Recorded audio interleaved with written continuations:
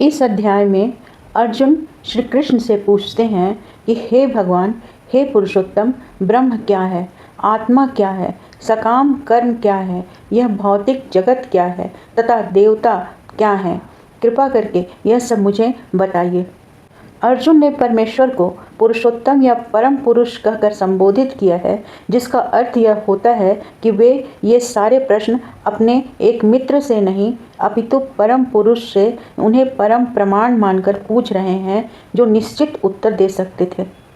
अर्जुन पुनः पूछते हैं, हे मधुसूदन, यज्ञ का स्वामी कौन है और वह शरीर में कैसे रहता है, और मृत्यु के समय भक्ति में लगे रहने वाले आपको कैसे जान पाते हैं।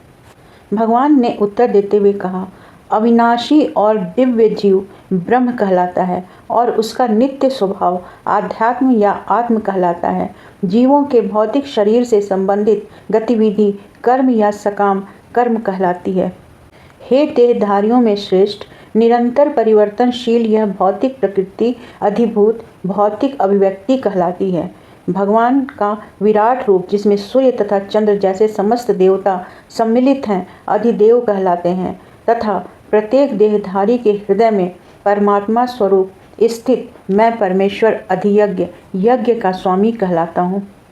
जीवन के अंत में जो केवल मेरा स्मरण करते हुए शरीर का त्याग कर देता है, वह तुरंत मेरे स्वभाव को प्राप्त करता है, इसमें रंच मात्र भी संदेह नहीं है।